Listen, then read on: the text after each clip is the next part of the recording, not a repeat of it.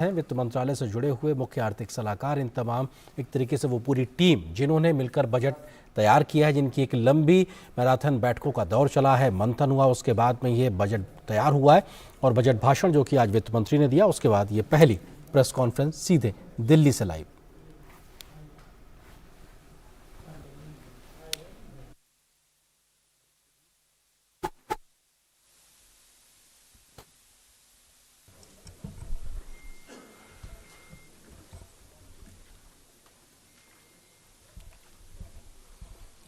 Good afternoon, friends. I welcome you all to this important post-budget press conference today. At the outset, I would congratulate Honorable Union Finance Minister Srimati Nirmala Sitharaman ji for presenting a growth-oriented futuristic budget for the year 2023-24. I welcome you, ma'am, to this press conference. I also take this opportunity to welcome the Honorable Ministers of State, Sri Pankaj Chaudhary ji and Dr. Bhagwat Karaj ji. On this occasion, we also have with us Finance Secretary Expenditure, Dr. T.V. Somanathan, Secretary Economic Affairs, Sri Ajay Seth, Secretary Deepam, Sri Tuhin Kant Pandey, Secretary Revenue, Sri Sanjay Malhotra, Secretary Financial Services, Sri Vivek Joshi, Chief Economic Advisor, Sri V. Anant Nageshwaran. I welcome you all to this press conference. Friends, first the Honorable Minister will give her opening remarks. Thereafter, we'll be taking questions from you. Before I request the Honorable Minister, I must request you all to please follow the norm of one organization, one person, one question, please. Don't club too many questions together. That will help us give opportunity to friends.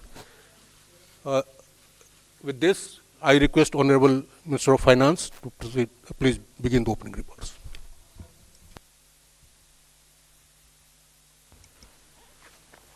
Thank you.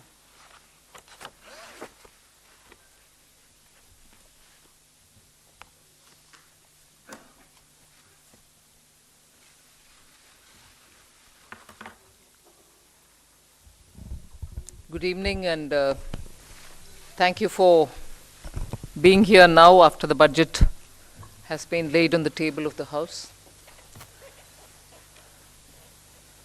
As opening remark, I'll just give a few indications of what has been highlighted in the budget. Broadly, I think the 4 emphasis points are on empowering women, giving a lot more attention to the SHG groups which are in the rural areas, trying to scale them up, give them the opportunity to brand and produce and also market their products in a far more scaled up and professional manner. Emphasis on tourism and training of youth for readying themselves for tourism, specific action for 50 destinations where comprehensive tourism action plans will be introduced. Then what is being called as PM Vikas, looking at Vishwakarma, people who create things, make things out of their hands using tools.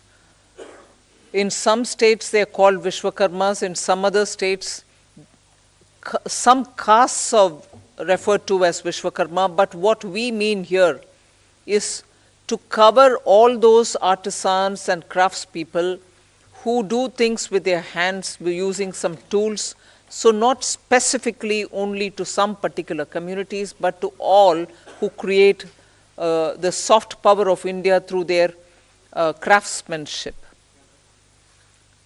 Then the 4 is green growth, the 4th one, which is in every sphere of life we have policy interventions and enabling provisions made so that India moves fast on the transition to renewable energy, the investments made for hydrogen mission, renewable energy transitional facilities which we need, natural gas, and also looking at biogas, also evacuation of power from renewable energy sources located in Ladakh to the rest of the country. So those are 4 highlights which I'd like you to go back to see the scale in which we are approaching these issues and the impact that it will have on large sections of India's population. Then, of course, I gave 7 priorities, which began with talking about inclusive growth, investments in infrastructure, also reaching the last mile so that those who are still left without a house or a sanitary facility or a road which is reaching them, and so on. So the last mile, reaching the last mile for those who desperately need that kind of a link are all being covered. Then we are also looking at a very futuristic fintech financial sector for which we have brought in some specific ideas. We are looking at also improving the industrialization of this country, where people will be trained for Industrial Revolution 4.0, which means they're going to be trained for AI, IoT, using Web3 in other words. So training manpower to ready themselves for industries which are rapidly becoming industrialized in the Web3 context. Then digital economy, unleashing the digital power of India in various walks of life, setting up an artificial intelligence research center, center for excellence. So all these are in part A. There's a lot of increase in the agriculture credit availability, 20 lakhs being made available for agriculture credit. Also a sub-scheme under the PM Matsya Sampada Yojana, making sure that people living in the coastal areas are going to benefit from it, fishermen are going to benefit from it. Now, if largely the part A has looked at these, part B has aimed at rationalizing the customs duties, also making sure personal income tax, after a very long time, has had substantial changes which will benefit the middle class. And also because this country has been waiting for direct taxation to be simplified, also waiting for direct taxation to be a lot more easy in compliance, and therefore the new taxation regime that we brought in for direct taxation 2-3 years ago has now got greater incentives, greater attraction, so that people can unhesitatingly move from the old to the new. Of course, we are not compelling anybody. Those who want to remain in old can still remain there for enough justifications that they can have. But the new one obviously is now attractive because it gives greater rebate. It also provides for a simplified and smaller slabs, lower rates of taxation, and also slabs which are nicely broken down. So with all this, I think the budget, I've not gone into specifics, but I thought as an opening remark, this much will be sufficient to say this is a budget which is beautifully balanced, both growth considerations, because the capital investment has never before seen double-digit investment announcements. 10 lakh crore, which includes 1.3 lakh crores being given to states, is going to give a big leg up for capital investment from government.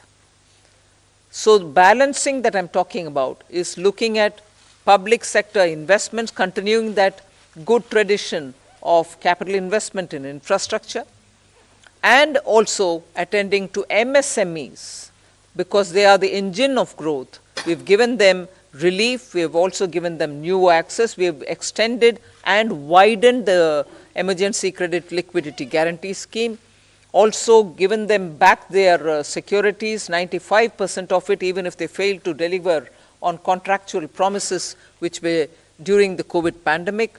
So the balancing is, one, we could sustain the capital infrastructure expenditure from the government, simultaneously in the private sector give a lot of push and impetus for the MSME, and not forgetting the individuals, the middle class individuals who needed that kind of a tax breaks and relief through taxation.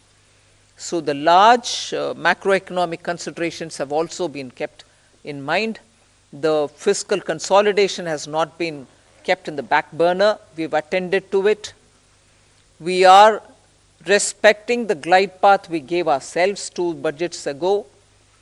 6.4 this year fiscal deficit, and the forthcoming year for which the budget is presented now, 5.9% fiscal deficit. So broadly, I leave it at this. I suppose when you ask questions, we can answer the rest. Thank you. Thank you for coming here today.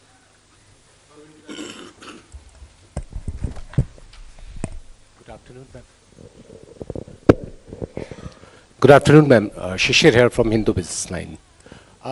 Ma'am, my question is that when there is an announcement for 7 lakh rupees under new tax regime, that will no tax to be paid, and then you are talking about rejigging the new tax regime, does this mean that this is the end of exemptions for various incentives, exemptions for investment and savings?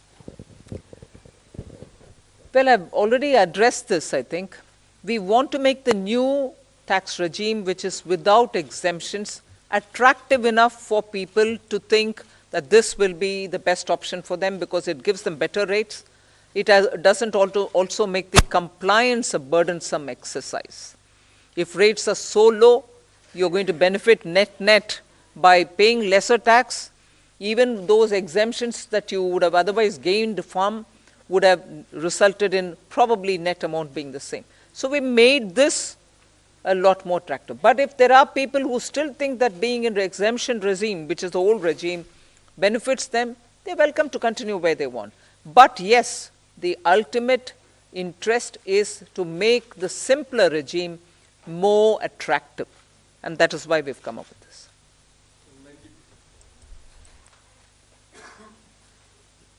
Ma'am, firstly, many congratulations on that fiscal consolidation, because I keep asking you that question.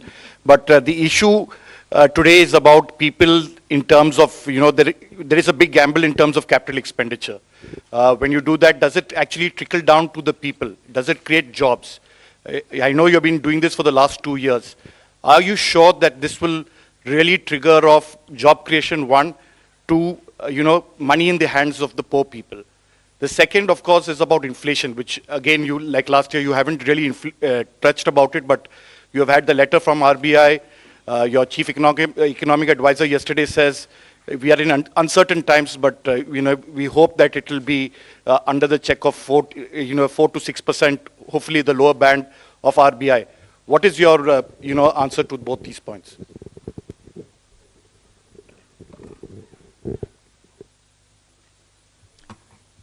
First of all, on the inflation, I think, yeah, you're right in saying RBI wrote a letter and what. But in the meanwhile, you've seen inflation come down, both the CPI and WPI. Action is being taken by the government. We take inflation-related steps as and when things develop in the ground and in response to it. And that has borne result. So inflation is not something which we are looking the other way while it is changing up and down. We have kept attending to it, and as a result, you find the result.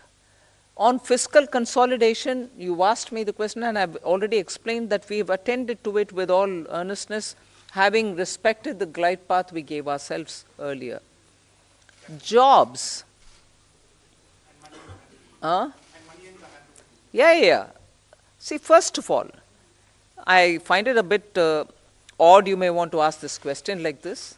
Capital expenditure. I would have appreciated if you asked me, you said something in the BE, but you have not really exhausted what you put forth. You have not really used it in the ground. It is unfulfilled in the sense targets have not achieved. I would have been happy to answer if that were to be the case. But you're asking me a question about, in the sense you are implying that we have fully utilized what has been kept for capital investment. Therefore, it makes me feel odd that you're asking a question of actually have jobs been created or not. When projects are undertaken and money is utilized, and that it is utilized is coming through from the budget statement, How would the projects get completed without manpower, without jobs? Not all projects can be completed, even 1%, without human intervention. So obviously jobs are happening in the ground. So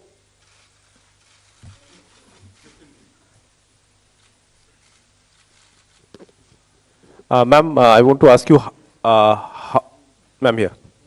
Ma'am, I want to ask you what percentage of taxpayers had moved to the new tax regime in the last assessment year? And is there a number that you expect, 50%, 60%, whatever? And number two, ma'am, there's a specific mention for expenditure towards MSMEs. Now, is there an estimate of how much, what was the dues that companies had claimed as expenditure and which has not actually been paid to the MSMEs? Sanjay, you want to answer on? On your second question, that is on the MSMEs, well, we don't have that data. Certainly, we don't have that data. And it's not, I mean, we don't take that data from the taxpayers in their returns. So that data we will not have. But certainly, you know, we are all aware of this huge problem of timely payments not being made to the MSMEs. So in that direction, you know, this is certainly a positive step. Coming to your first question on the exemption-less regime, let me say that for companies, the 22% tax regime that we got, 61% of our tax now, the corporate tax, more than 60% is actually coming from the exemption-free tax regime.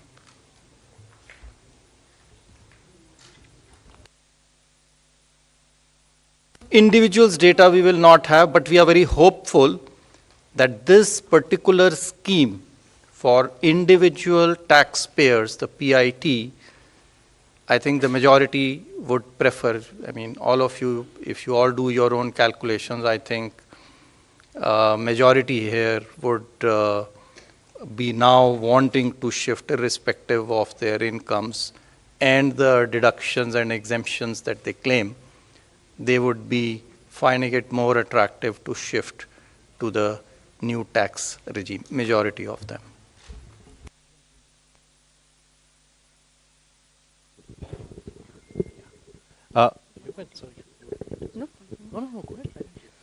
Ma'am, very good afternoon. Congratulations on a great budget. It's very clean, simple, nicely done. Ma'am, one quick question on capex and one more on petroleum subsidy. Ma'am, your capex for RE is lower actually in terms of the spend as of now. But the target is, you know, greatly stepped up for FY24. So what gives the confidence that it will be all utilized? That capex RE is lower, ma'am. 7.28 versus slightly lower. And a big jump for FY24. So what gives the government the confidence that all of it is going to be utilized and well spent? That's one, ma'am. And second, ma'am, on the petroleum front, the LPG subsidy has been kept pretty low. You had announced certain additional measures last year in May, along with the deep cuts in excise on petrol, diesel. So what happens to those announcements regarding LPG subsidy? They have not been rolled over. And plus, ma'am, there is a demand coming in from oil cores now after LPG losses that you have made good by giving them money. That something needs to be done on fuel also. So would the government consider? What was the last bit? Something has to be done for who? Basically, demand coming in from oil cores in terms of... oil marketing companies. Yes, cash compensation The money for which fuel. is now being given is not for that. Not for that, ma'am. So, all of it. So, on your first question on capital expenditure. So, yes, the revised estimates are about 97% or 98% of the budget estimate. Yes, there is a slight deviation. It's mainly on the state capital expenditure, which is falling short of the 1 lakh crore. Actually, the central capital expenditure is going to exceed the budget estimates. State capital expenditure is not expected to reach the 1 lakh crore figure because some portions of the state capital investment scheme have reform conditions. So some states have not been able to meet some of the conditions. Therefore, we expect, I think the figures are there, about 76% of the state capital expenditure scheme is likely to be spent. That's the revised estimate. So the shortfall is actually on the state side, not on the central side. Point number one. What gives you the confidence for next year? I think if you look at the allocations that have been made, they've made in actually the increments are in 4 clear areas. One, railways. The railways has enough projects to absorb the additional capital expenditure. The second is highways. They have adequate projects running to absorb this capital expenditure. The third is states, 30,000 crores. Now, yes, that there will always be a challenge, but I think the states are gearing up now. This 2 years of this experiment has helped them to improve their spending capacity. And we are also seeing an uptick in the second half of this year on the state capital expenditure. So I'm reasonably confident that the states will absorb the 1,30,000 that has been provided. And the other big item on the central side is the petroleum capital expenditure, which is for retrofitting of refineries to meet emission standards and pollution standards, and partly for augmenting our strategic reserves. So these, I'm quite confident that we'll meet the expenditure targets. Please.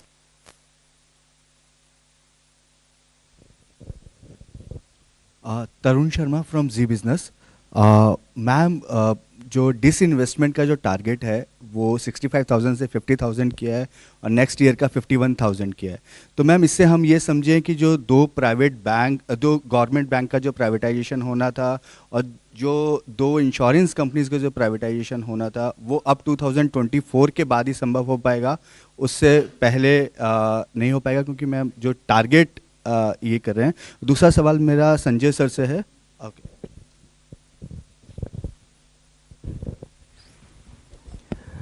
जैसा कि आपको विदित है कि disinvestment तो market conditions और कई चीज़ों से निर्भर करता है, तो उस हिसाब से जो प्रैक्टिकल और प्रूडेंट टारगेट है वो रखा गया है।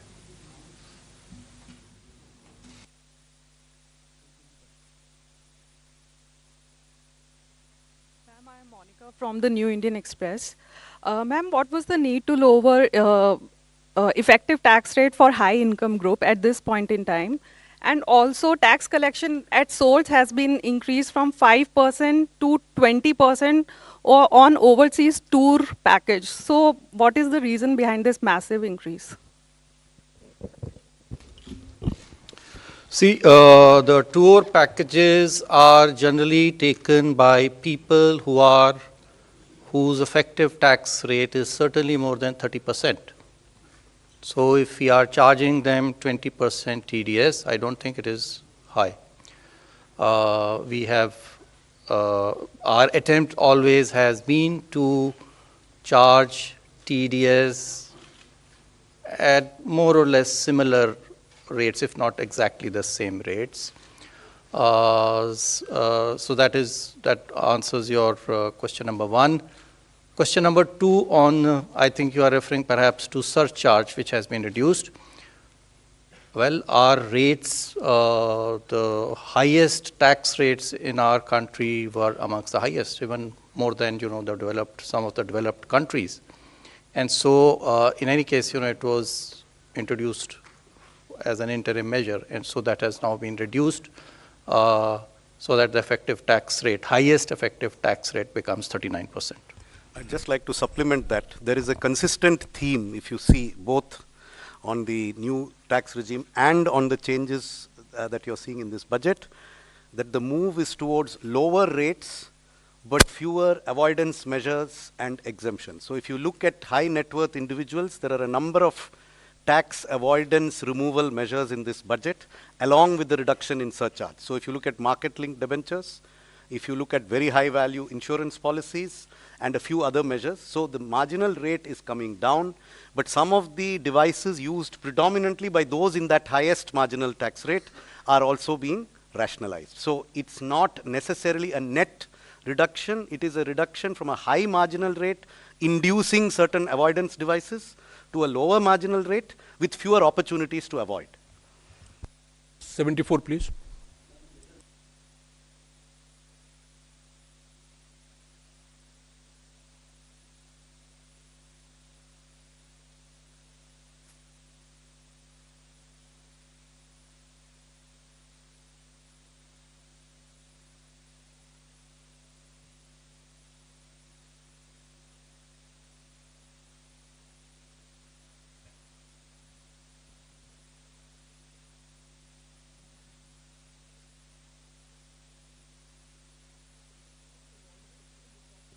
one's mind being part of a political party.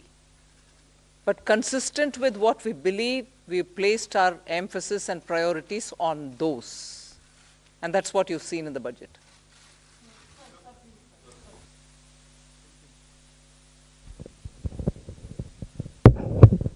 Madam मेरा सवाल है आपसे। मैं संजय शर्मा हूं लोकमत अखबार से। मैडम आपके बजट में विपक्ष की तरफ से कोई ज़्यादा प्रतिक्रिया नहीं है ये, लेकिन इस बजट से महिलाओं को काफ़ी उम्मीदें थी।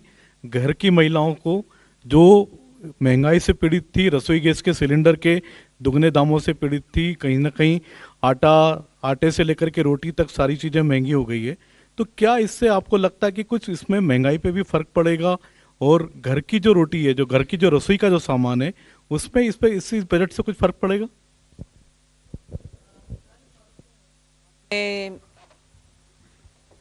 गवर्नमेंट का निर्णय को देखे होंगे कि गेहूं के लिए मार्केट में रिलीज करने के लिए आदेश हुआ है, जिससे गेहूं के दाम कम होने के इतना क्लियर इंडिकेशन है, जिससे सीधा घर में रसोई में फर्क पड़ेगा ही पड़ेगा।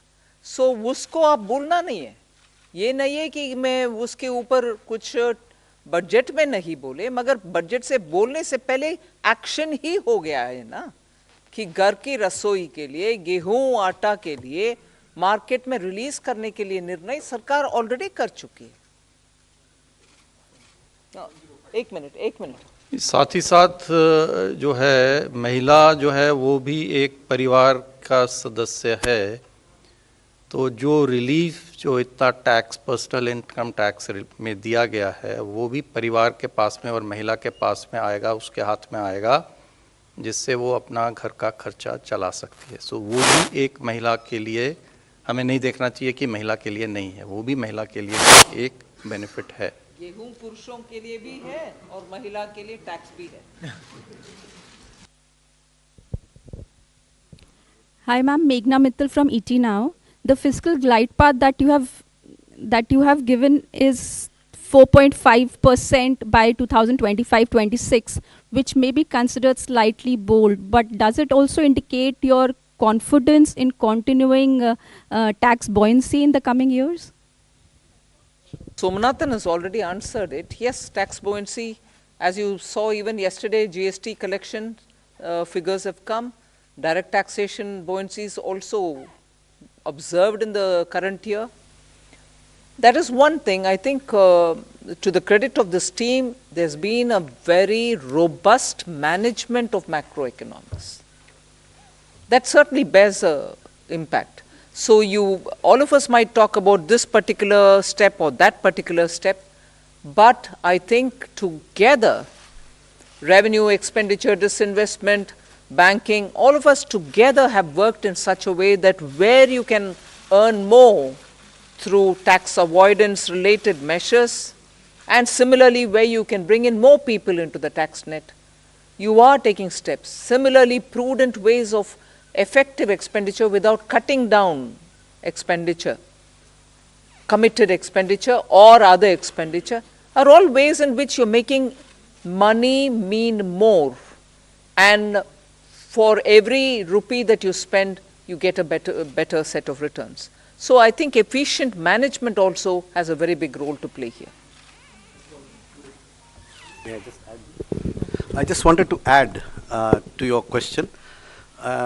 The estimates in the budget, the revenue estimates in the budget, do not assume a buoyancy greater than 1 for the coming financial year.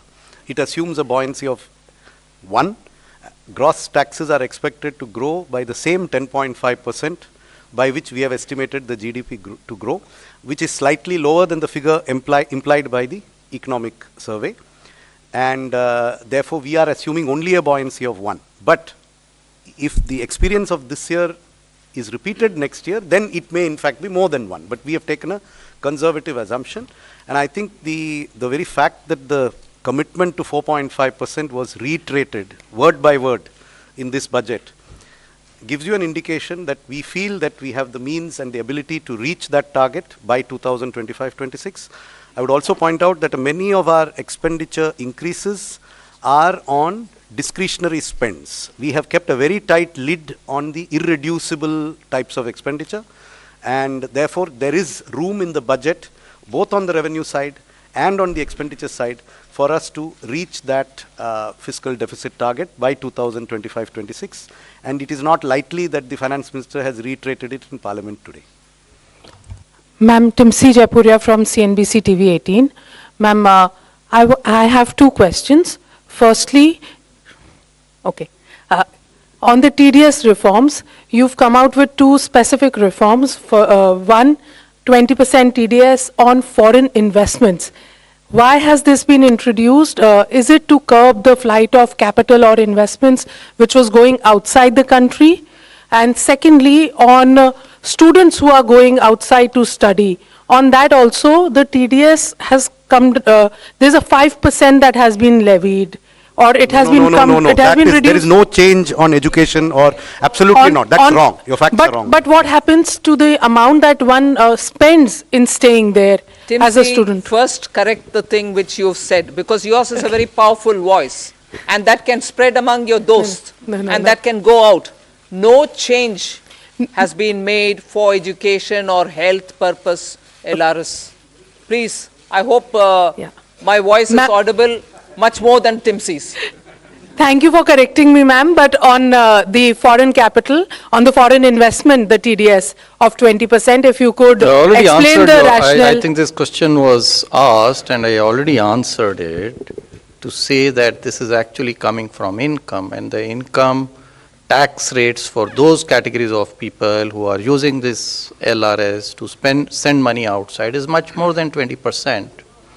And so they were in any case, to pay for the tax. And in case they don't have to pay for the tax, they can always get a refund.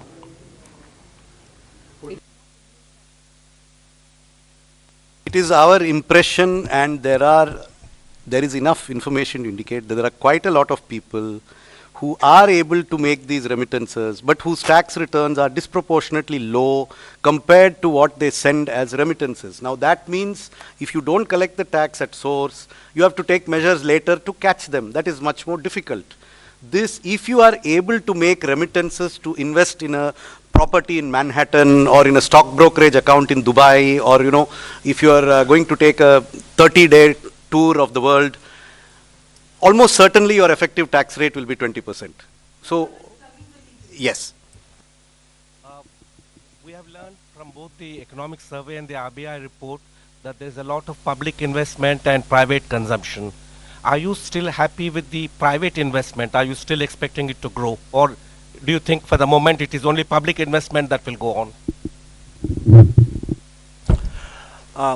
Hi, yesterday in the press conference, we answered this question, and we also had a slide up there in the presentation we made yesterday, that private capital investment has been improving every year in the last 3 years. For example, in the first half of 2021, based on quarterly earnings reports filed by listed companies, the capital expenditure was 2.1 lakh crores, which increased to 2.4 lakh crores in 21-22 in the first half, April to September. And 22-23, it has gone up to 3.3 lakh crores. And then you look at the RBI survey on capacity utilization and investment spending plans of the respondents. There is a very clear sign that many private sector companies are looking to enhance their capital expenditure. So both in terms of intent and in terms of actual spend, private capital investment is showing very clear signs of revival. Thank you.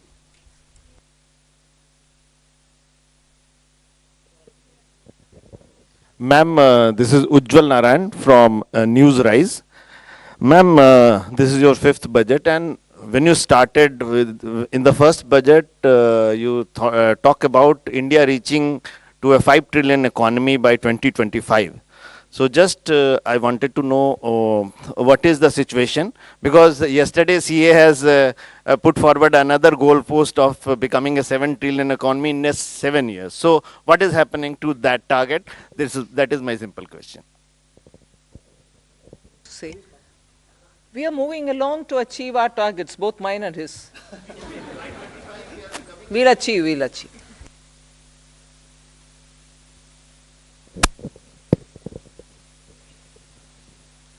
Good afternoon, ma'am. This is Chetan from India Today Group. Ma'am, while calculating the fiscal maths for FY24, how did you assume the disruptive variables like the crude prices and, of course, China unlocking and its impact on commodity prices? What was the benchmark that you were the thinking behind the national? This is a question that keeps coming every budget, and I keep giving you the same answer. That there is no part of the budget mathematics that has a crude price number as an input in any spreadsheet. See, because there is no direct subsidy on any petroleum product. Unlike the fertilizer price or the price of the MSP, these have direct impacts on the budget.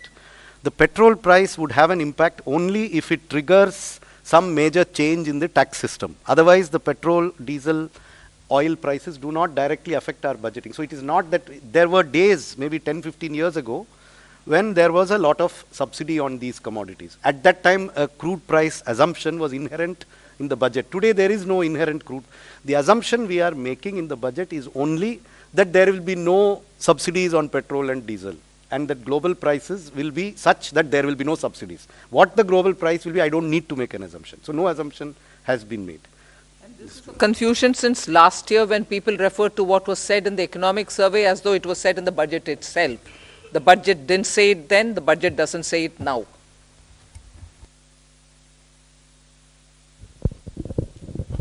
मैं आमिर हूँ news nation से।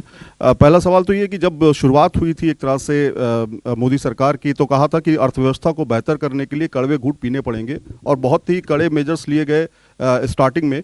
लेकिन आज ये देख रहे हैं कि सरकार ने कड़वे घूंट पिए हैं जनता को खुश देखने के लिए।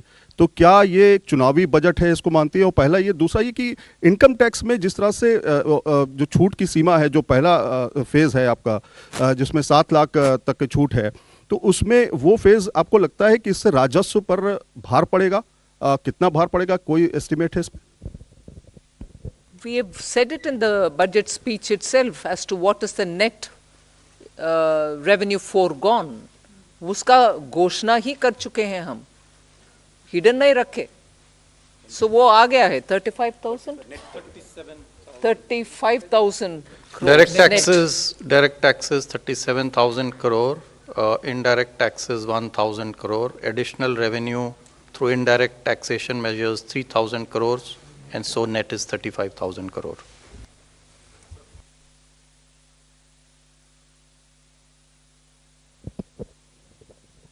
This is Anuradha from Economic Times. In your budget speech, ma'am, you spoke about the review of financial sector regulators. So can you elaborate a little bit more on that? Something? Some of these exercises, when the regulations are brought in, they serve a purpose, thereafter the economy changes. So all the regulators have been doing it as part of their exercise, but there's a time now to take up a comprehensive review. And you will recall, RBI had formed a committee, they did it in 2020, they came out with a report in 2021. That is an ongoing process, and other regulators also will travel in that direction, that their regulations are what the economy needs today, whatever tweaking is required, they will take up that steps. There's their own review, not by them.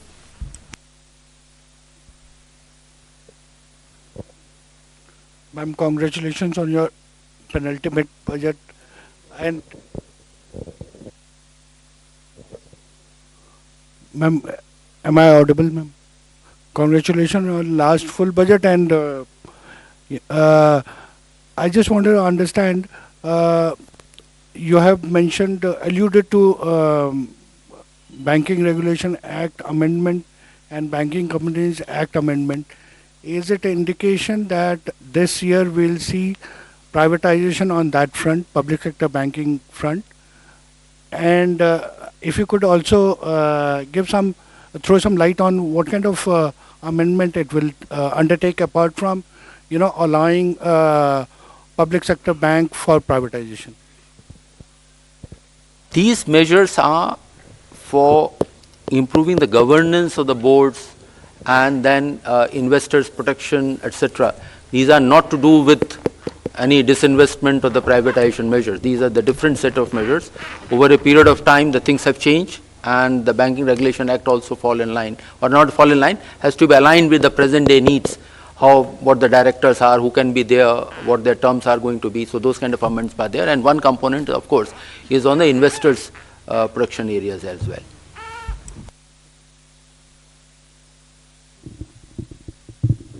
Good afternoon, ma'am. I'm Rima Sharma from Potibimba Life. My question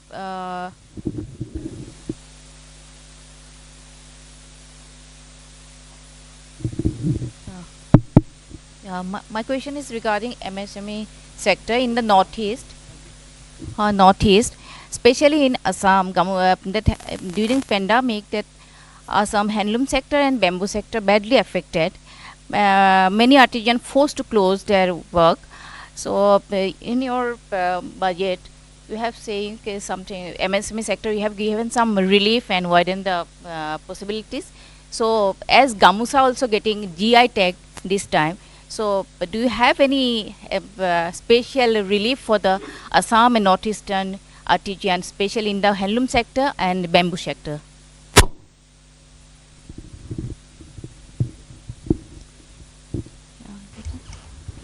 In the last year's budget itself, I think for sustaining livelihoods and also making sure that the northeast livelihoods are attended to, we came up with a specific program called PM Divine for the development of Northeast, and that was executed through the Northeastern Council.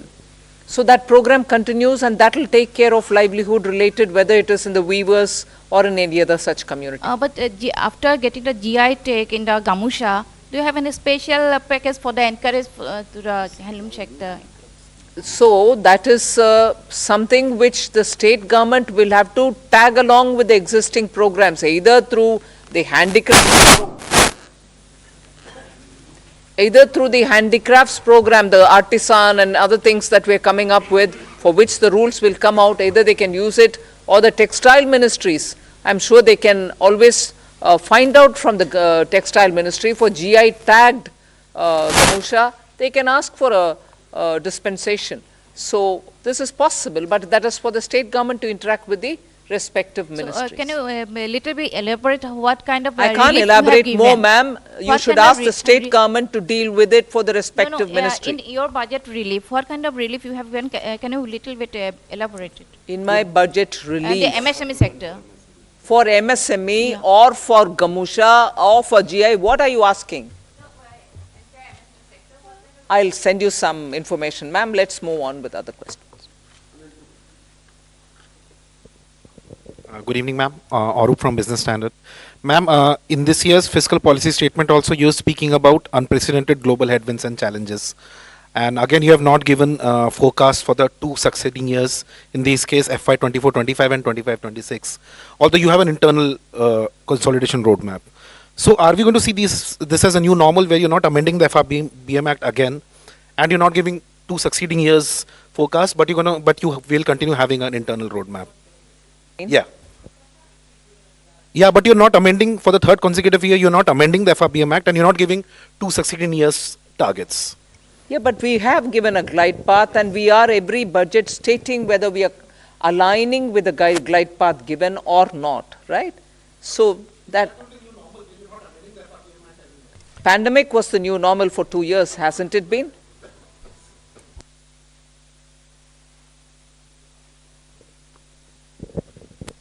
Hi, I'm Siddharth from Money Control here.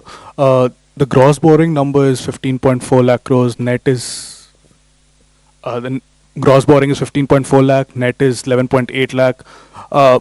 Especially with real interest rates returning to positive territory in the last few months with the RBI hiking rates, do you see borrowing costs for companies rising, especially and perhaps the government crowding out the private sector, and could that impact private investments?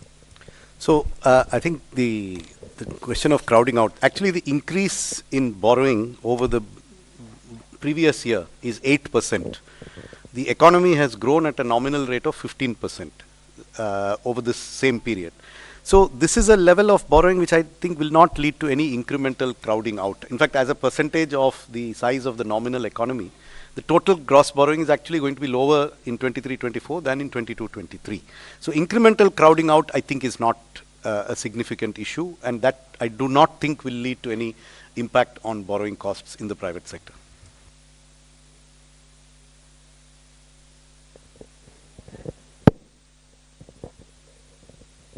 This is reiterating that point that expect the required borrowings for the next year are of the same order what they are in the current year. Of course, the size of the economy has gone up. So it is not that the more money is being taken out of the savings which are available into the economy. So we don't see that impacting because it is of the same order. And even if you go 2 years back and just increase by nominal rates, the borrowings are, net borrowings are of the same order. In fact, they are less than 2% more than the actuals. The figures stated were, I think, for the BE, but actually it will be only, estimates are that it will be less than 2%. Economy is nominally expected to grow at more than 10.5%. So, I mean, that should answer your question. Ma'am, Ishwarya Paliwal from India Today. Ma'am, opposition parties have been calling this Nil Batta Sannata not good enough budget. Your comments? Don't follow your Hindi. Would you say that again? Ma'am, they said not good enough. Most of the opposition parties for the budget. Ma'am, your comment on that? For what reasons, if I may know? Not good enough for? What reasons, ma'am? If you would like to repeat their words. They have said, ma'am, most of the political parties. I'm saying, if you could please repeat their words and say, not good enough, for what reasons per se? They said nothing for the they said nothing much for the middle class. What? Most of the this is what those parties. Ma'am, do you believe India will remain a bright spot, ma'am? Please do. Next question, please.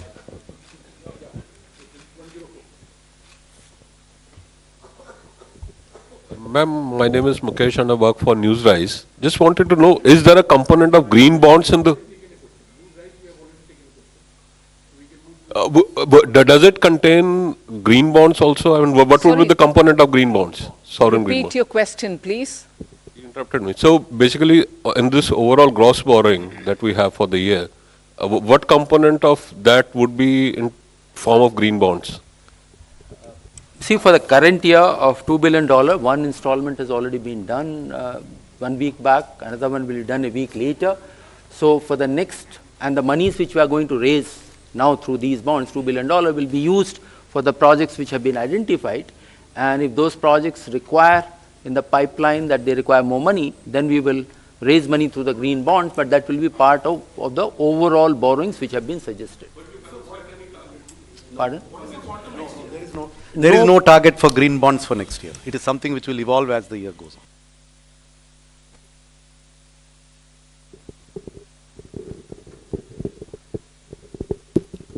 on. Ma'am, this is Premangshu from Anandavaya Patrika. You have said that your capital expenditure has reached 10 lakh crore, but the interest payment expenditure that has also reached 10 lakh crore. And the interest payment burden, it is almost 40% of the revenue received. So do you think it is a matter of concern for? It is always desirable for a government to have its interest payments as low as possible. But you are aware of the reasons for which government had to borrow a lot over the last 3 years. And all that I can say is the borrowings have been used very constructively towards growth-inducing investments and have not been frittered away on unproductive expenditure. Therefore, if the economy keeps growing at the rate that it has started to grow at now, then this is unlikely to be an unsustainable debt burden. We are quite confident that the interest burden will gradually come down as the GDP keeps growing. And to sustain that growth, the quality of expenditure, the quality of government expenditure is increasing.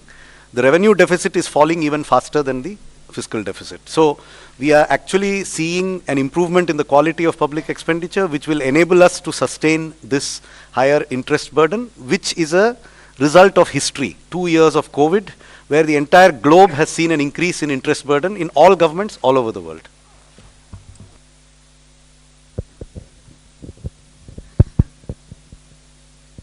Good afternoon, ma'am. This is Karishma here from Business Today Television. Congratulations to you and everybody for yet another successful budget. Ma'am, you did talk about simplification of the tax regime. So my question is on the capital gains tax regime that was also expected. It was not a part of the budget announcement, but it's expected that a simplification could be done in the coming months. Is that something on the cards? And also, ma'am, secondly, no big bang announcements on cryptocurrency in this budget. What is the kind of update with the consultation paper that had to be submitted also to the FSDC? For your question, first question, I have no answer because it's your expectation. You kept about it for the last few months, and then you want me to answer on that. But the revenue Oh, have they been? They've not told me about it. No.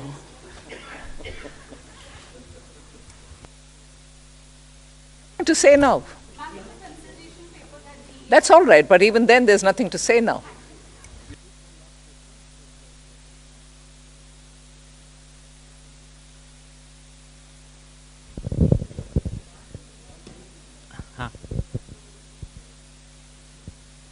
Ma'am मैं आलोक CNBC आवाज़ से हूँ sir. Ma'am मेरा सवाल ये है कि जो TDS को लेकर क्लैरिफिकेशन आई हैं और उसमें ख़ास तौर से जो 10,000 का जो थ्रेशोल्ड लिमिट है कई सारी चीज़ों पर ख़त्म कर दिया गया है, ख़ास तौर से ऑनलाइन गेमिंग को लेकर।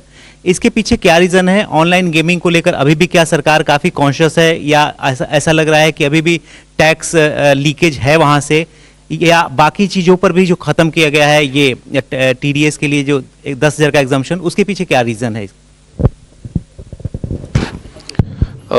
देखिए, TDS जो ऑनलाइन गेमिंग पे है अभी प्रत्येक विनिंग के ऊपर में था, लेकिन जो ऑनलाइन गेम्स हैं वो कई सारे गेम्स मिला करके एक सेशन बनता है। एक गेम कोई नहीं खेलता है, कई सारे गेम्स जो हैं एक साथ खेलते हैं। तो इसलिए जो TDS अब लागू होगा वो समस्त गेम्स पे सामूहिक रूप से जब नेट जो विनिंग होगा, जो वो अपने पैसा जो उनका जो एक अकाउंट में से वो निकालेगा, तभी उसके ऊपर में देखा जाएगा कि कितना उसने प्रॉफिट कमाया है, कितना उसका विनिंग हुआ है। उसके ऊपर में टैक्स जो है लगेगा और उसी के ऊपर में TDS भी लगेगा। और यदि वो 10,000 रुपये से अधिक है तो TDS पहले लगता था, अब वो 10,000 की लिमिट हमने हटा दी है। तो लिमिट तो हटा दिया है, लेकिन ग्रॉस पे लगेगा और नेट पे लगेगा और प्रत्येक विनिंग के ऊपर में नहीं लगेगा। ये हमने बदलाव किया है। So 2 changes have been made. One is that the taxation will be on the net winnings, because in online games generally you play a series of games over days. You don't play it, just one game and, like, you would be doing, say, race horsing would be, maybe once in a while. But this is over a period of time. So whatever are the net winnings, when you take that money from your account that you have made with the online gaming platform, the tax will be on that. So this is one change. The other change is that the TDS previously was on each winning, irrespective of the amount, on, 10,000 and more. If the winning is 10,000 and more, so some of the online gaming companies were keeping winnings lower than 10,000, say 9,999. So that we have removed. So there is no now threshold on TDS. That is the second change.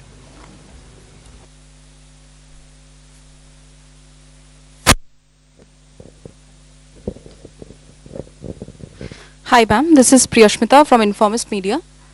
Ma'am, I wanted to know that there has been an upward revision in the small savings estimates for FY23. However, data suggests that there is a shortfall. So how do you plan to achieve it? Yeah, it's a good question, and I mean it shows good awareness of our numbers. I'm happy to see people read our deep statements with so much attention. It is a good question. What I can say is the market borrowing number is completely firm. That will not change. The remaining numbers have a little bit of fluidity, whether it is small savings, state government provident fund is a very fluid number. See, because if state governments change that number, it affects the overall balance of our funding plans. The market borrowing number is firm. The small savings number is there is traditionally a seasonality where a lot of small savings comes in the last quarter because people plan their taxes in the month of February and March. So there is usually an upsurge. Will it reach this number or not? You see, these numbers are subject to a number of assumptions. But we are confident that in aggregate, the other sources except market borrowing, the aggregate of them will be close to what we have estimated. And therefore, I don't think this will have any impact on markets. Now, in terms of small savings, again, the date from which these new schemes come into operation is yet to be decided. So there are a number of factors on which the small savings number could fluctuate. But I repeat, it will not affect the market borrowing numbers. No, she's talking about FY 22-23 is my impression. Current financial year. Yes, I'm also talking about that. Again, the next year, 14 months before the end of the year, I cannot be firm on next year's numbers, but they are as firm as we can make them 14 months ahead of time.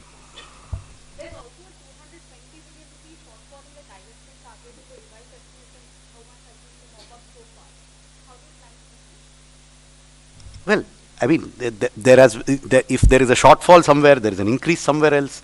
We have shown you all the numbers as to how we meet the deficit of this year. How is it going to be funded? I have the statement, you have the statement too, since you've obviously read it, so I don't need to tell you. So that's how we will fund it. So this is a big budget in which something goes up, something goes down. Revenues have gone up, expenditures have gone up, some things have gone down. But in aggregate, as I said, we are confident of being within our market borrowing numbers. We are confident that the deficit that we have projected for the revised estimate is reasonable and will not be exceeded significantly. It will not be exceeded significantly. Beyond that, I cannot give you a pinpoint. You cannot land a Boeing 747 on a helipad. So, it's a huge thing. There will be minor, fluctuations here and there. But at a macro level, our numbers are good. I am confident about our numbers.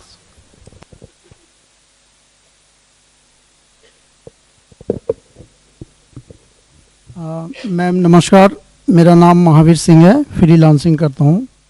दो छोटे से स्पष्टीकरण चाहिए थे। एक तो 7 लाख रुपए तक की आय जो आपने कर मुक्त की है, वो दोनों उसमें है, पुराना और नया, या सिर्फ नए में है? ओके। और एक आपने घोषणा की कि जो गाड़ियों के स्क्रैप के लिए सरकार कोई सपोर्ट कर रही है, उसके पीछे क्या मंशा है सरकार की? क्यों इस तरह के उसको बढ़ावा दे रही?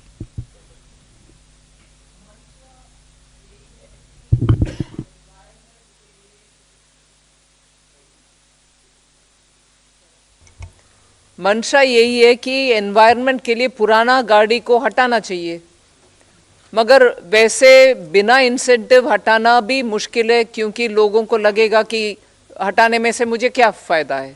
सो इंसेंटिवाइज करना उसके लिए।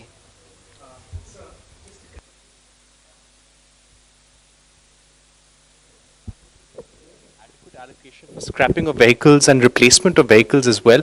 What is the kind of outlay that will be there and that we'll see in the coming fiscal? I can see there are two parts to it. For the central government, all central government vehicles that are beyond the 15-year age limit will be scrapped. Those of them that need to be replaced will be replaced. This money is provided for in different departmental budgets because it is not a macro number that is planned centrally. The number is significant. It exceeds 1,000 crores. What it exactly is, I also don't know. I'd have to add it up from several books. For state governments, we are making this part of the scheme for state capital investment.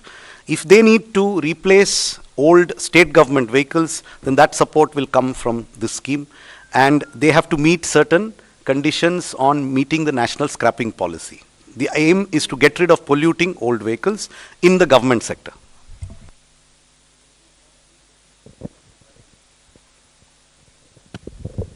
नमस्कार ma'am, Pramod Sharma. Ma'am, प्रधानमंत्री जी का नारा है कि local for vocal, लेकिन जो online platform है, फ्लिपकार्ट और अमेजन, इनके चलते जो छोटे छोटे दुकानदार हैं, उनका कारोबार प्रभावित हो रहा है। तो सरकार की कोई ऐसी योजना है कि फ्लिपकार्ट और अमेजन से भी सरकार को कुछ नहीं मिल रहा है टैक्स जो मिलना चाहिए, तो ऐसा कुछ इन पे कुछ लगाने का जो लोकल फॉर लोकल के लिए तो जेम में पोर्टल में एमएसएमई को स्थान मिल रहे हैं। वो उनके अपने प्रोडक्ट्स को उनके द्वारा मार्केटिंग आउटरीच करने के लिए government e market place provision दे रहा है। So उनके लिए पॉजिटिव एक्शन है उधर.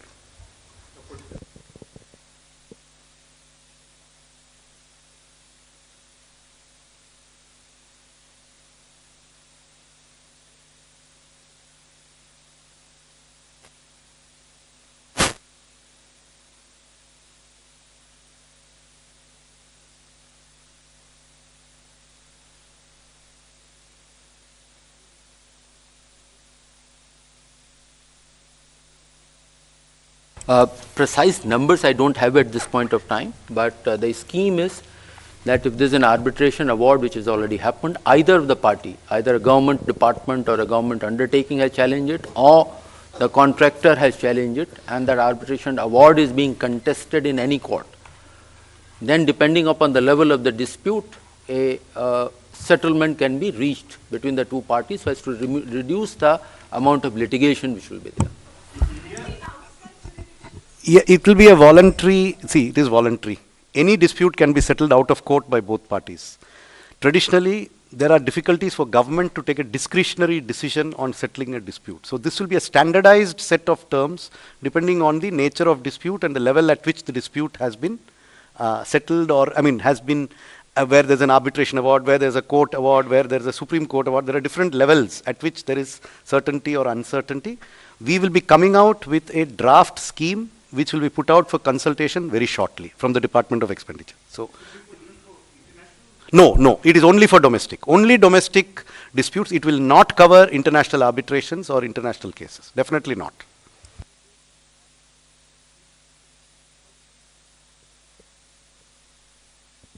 Thank you.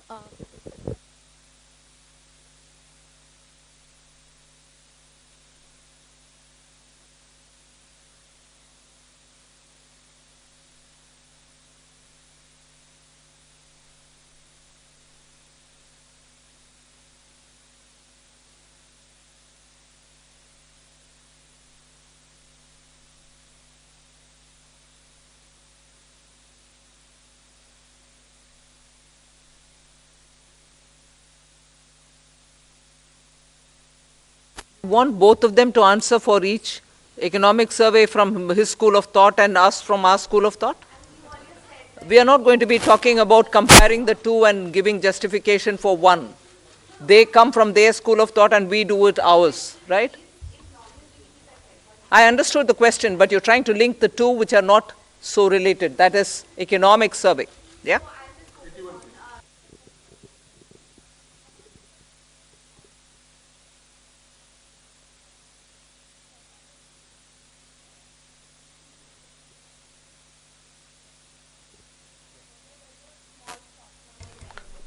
That is exactly what I mean. The dated security figure will not change regardless of changes in the other figures. That's your second question. On the first question of 10.5, remember there's a difference between an estimate in an economic survey which is given for general guidance and a budget which has to be used to fund expenditure. So we have to have numbers which are at a higher level of probability of being exceeded than the economic survey. So therefore, our number of 10.5 could come from any combination of inflation and real growth. We are expecting nominal growth to be at least 10.5%. That's the basis on which the budget is presented. Now, that can come from multiple combinations. I cannot tell you that it will be 6 and 4.5, or will it be 6.5 and 4, or will it be 7 and 3.5, or will it be 5.5. I mean, these are all, we are reasonably confident that we will exceed 10.5% nominal growth for the purposes of estimating our revenues, which is why we use that estimate.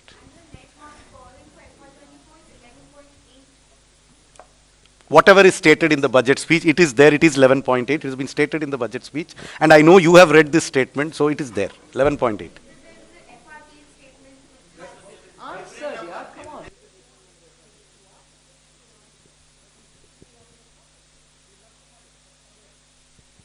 Good afternoon, ma'am. I am Nikunj Johari from Reuters. You said that there will be changes to improve governance for banks. So, will there also be changes to the Bank Nationalization Act that will enable you to privatize two banks that you had announced earlier? And also, ma'am, is there Also, is there a concern for the government? Our markets have fallen last few days because of decline in Adani Group stocks. So is that a concern for the government, because retail investors have also been impacted significantly because of this? I had answered that question earlier, that the proposed amendments have nothing to do with disinvestment or privatization of the bank. That is a separate chapter. As far as the second question is concerned, we in the government don't comment upon the issues relating with a particular company.